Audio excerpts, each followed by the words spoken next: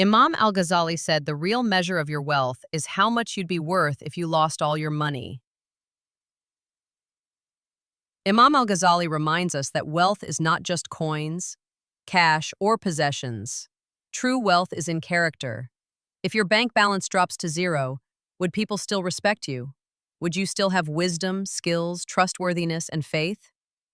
This quote teaches us to invest in what can't be taken away: sincerity, knowledge, skills, sober patience, and strong relationships with people and Allah. Money is external, but your value is internal.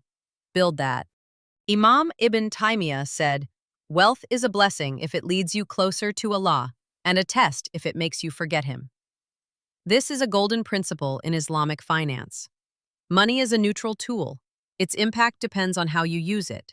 When money makes you more grateful, more generous, and more grounded, it becomes a blessing, nima.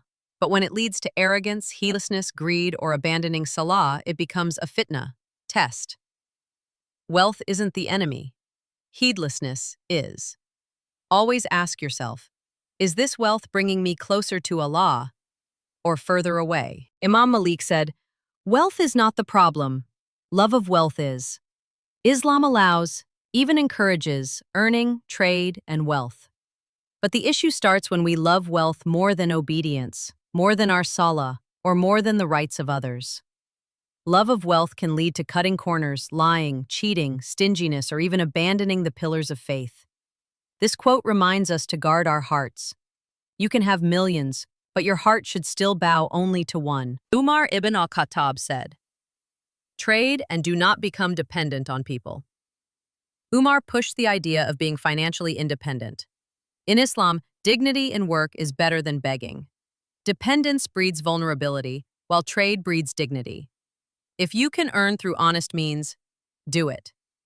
Even if it's small, it's blessed. This mindset builds confidence, responsibility, and tawakkul, reliance on Allah, rather than dependence on the creation. Ali ibn Abi Talib said, "This world is like a snake. Its touch is soft, but its venom is deadly." Ali, with his deep wisdom, warns us not to be deceived by the sweetness of dunya. Wealth can look beautiful, smell like success, and feel like comfort, but if it turns your back from Allah, it slowly poisons your soul. This quote encourages us to be aware, not attached. Enjoy what you have, but stay detached, knowing it's temporary and risky if misused. Imam Abu Hanifa said, "I earned wealth so I would never have to flatter a tyrant or beg a fellow man." Abu Hanifa ran a textile business even while becoming one of the greatest scholars. Why? So he could stay independent, free from political pressure. He didn't want to rely on rulers, beg for favors, or sugarcoat truth. This quote reflects the power of financial freedom in Islam, to protect your deen, dignity, and voice. We should earn not just for luxury, but for freedom from dependence. Imam Shafi'i said, "Wealth is a servant if you control it, but a master if it controls you." This is a direct reflection of balance. Money is a great servant. It can build schools, support families, enable sadaqah. But once it takes over your decisions, morals, and mental peace, it becomes your master. You begin to compromise deen for dunya. So always ask, am I using this wealth to serve Allah, or has it started controlling my intentions and actions? Abdul Rahman ibn Auf said, "I saw myself as a poor man even when I was the richest among the Sahaba. He was incredibly wealthy, yet never arrogant, never attached. He gave generously, lived simply, and feared that his wealth might delay him in the hereafter." His humility shows us, no matter how much you earn, never lose the fear of accountability. True richness is not just in earnings. It's in humility, gratitude, and giving. Hassan al-Basri said, "Do not seek the world excessively, for you were not created to remain in it." He reminds us of perspective. Chasing dunya like it's eternal is a recipe for disappointment. The world is short, temporary, full of tests. Yes, seek halal rizq. Yes, build your skills. But don't let it blind you to what's coming next: death, the grave, and your akhirah.